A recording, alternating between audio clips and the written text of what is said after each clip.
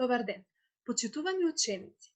Моето име е Елена Спасовска, професорка по електрогрупа предмети во Средното техничко училиште Наце Будјони во Куманово, и на овој час денеска јас ќе ви објаснам наставната содржина поставување на кабли во земја рачно и со помош на возило од предметот електрични мрежи, кој што го предавам во трета година во образовниот профил електротехничар енергетичар.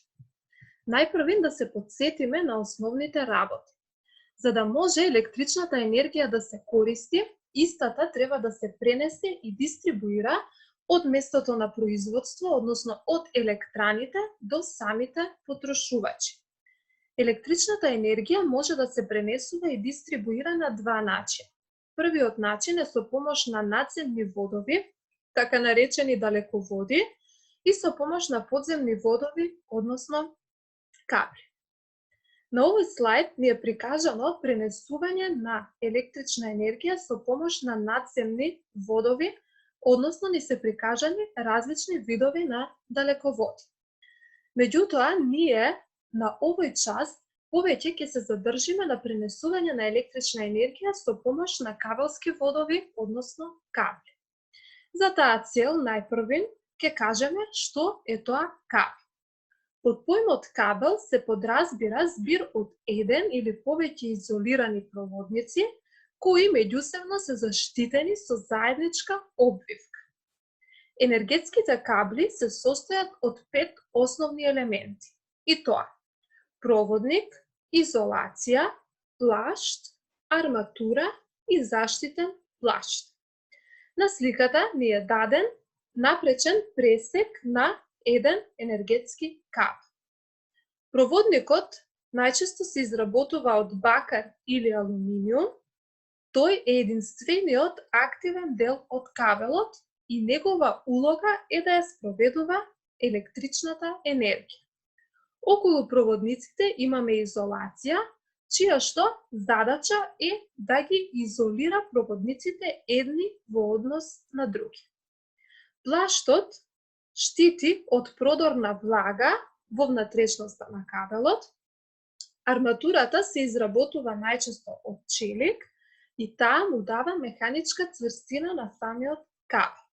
Додека пак заштитниот плашт ја штити арматурата и останатите метални делови во кабелот од корозија, односно од раѓосување. На втората слика ни се прикажани два различни видови на енергетски кабли. И двата кабли ги содржат 5 основни компоненти: проводник, изолација, плашт, арматура и заштитен плашт.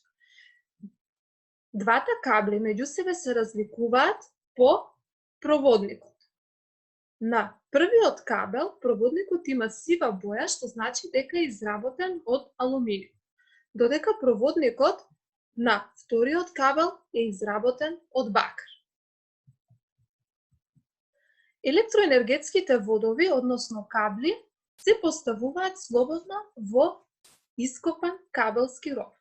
Димензиите на тој ров зависат од две величини: од номиналниот напон на кабелот и од бројот на кабли во самиот ров.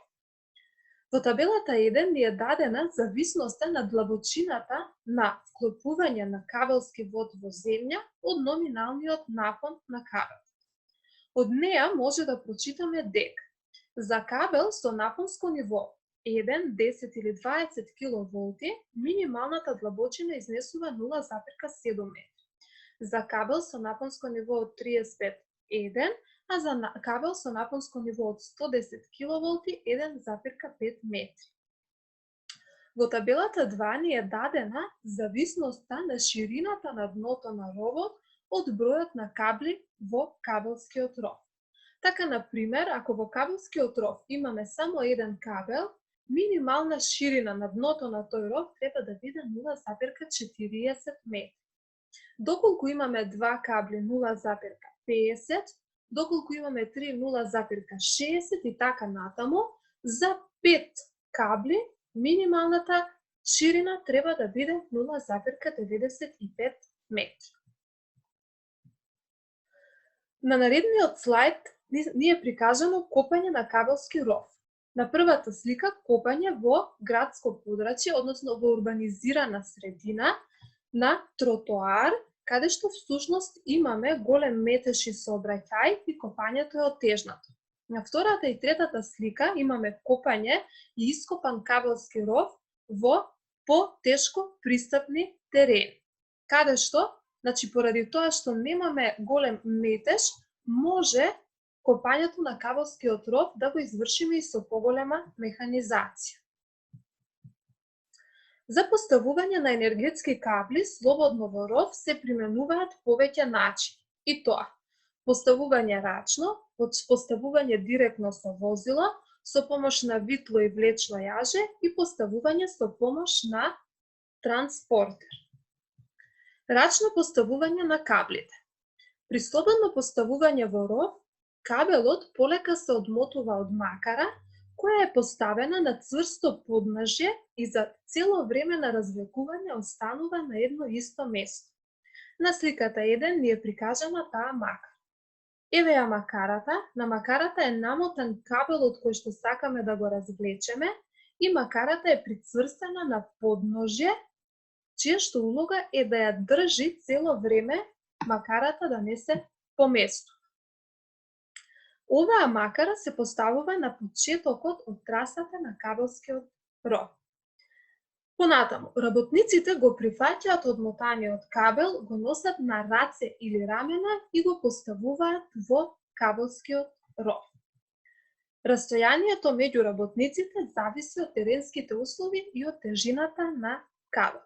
Ако тежината на кабелот е голема, нормално растојание помеѓу работниците ќе биде помало и обратно. При поставување, рачно поставување на кабел во ров, треба да се води особено внимание за допуштени полупречници на слиткување на енергетски кабли. Допуштени полупречници на слиткување за најприменуваните типови на кабли во дистрибуцијата ни се дадени во оваа табела.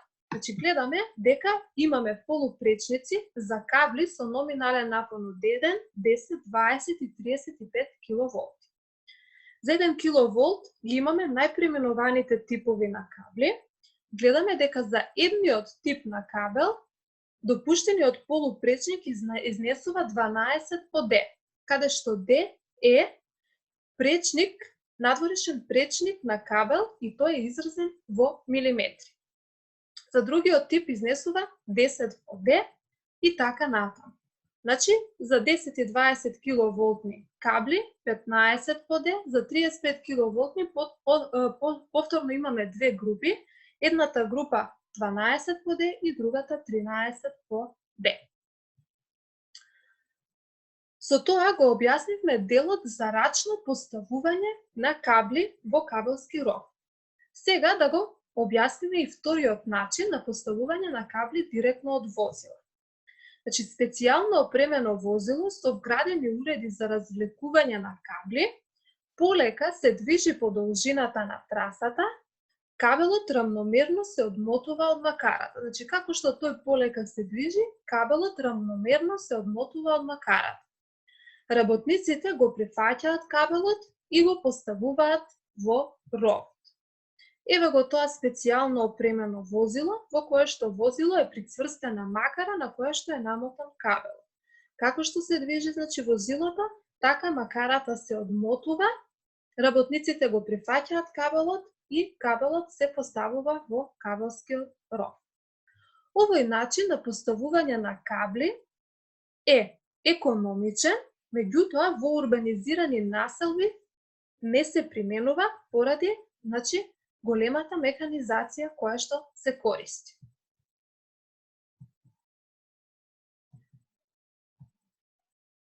На оваа слика ни се прикажани два кабли поставени во ископан кабелски ров. И тука имаме три кабли поставени во ископан кабелски ров. Значи, во зависност од напонското ниво на каблите кои што се наоѓаат во ископаниот кабелски ров, имаме и меѓусебно растојание кое што треба да се почитува при поставување на кабли во кабелски ров. Така, например, ако во кабелски ров имаме 2 или повеќе кабли со номинален напон од 1 киловолт, растојание помеѓу нив мора да биде минимум 7 сантиметри. Доколку имаме кабли со номинален напон од 10 киловолти, растојание треба да изнесува 10 сантиметри, за 20 15, а за 35 киловолти 20 сантиметри. Откако објаснивме за поставување на кабли рачно и со помош на возило, предлагам да погледнеме и видеоклип во кој што реално ќе видиме како рачно се поставуваат кабли во ископан кабелски ров. Значи, еве ја макарата, која што поради тоа што станува збор за високонапонски кабел, има големи димензии и е многу тешка. Поради тоа, макарата ја креваме со помош на дигалка. Макарата, како што кажавме нели во предавањата, макарата ја прицврстуваме на подножје. Целта е макарата на тоа подножје цело време да биде статична и да не се поместува кога ќе почнеме да го одмотуваме кабелот од самата макара. Значи, во овој момент работниците ја местат макарата да биде статично поставена на подножјето. Откако ќе се постави статично макарата, значи работниците ќе продолжат да го одмотуваат кабелот од макарата и ќе продолжат со поставување на кабелот во кабелскиот ров.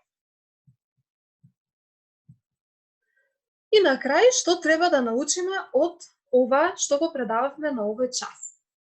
Прво прашање што треба да го знаеме е што е кабел, понатаму кои се основни делови на еден кабел, понатаму од кои величини зависат димензиите на ровот во кој треба да се постави одреден кабел, колку начини на слободно поставување на кабли во ров постојат и кои се тие, и да ги објасниме двата начини кои што ги поминавме на овој час. Односно, да дадеме одговор на прашањето на кој начин се одвива рачно поставување на кабли во еден ров и на кој начин се одвива поставување на кабли директно од возило. Тоа беше се за овој час. Ви благодарам за вниманието.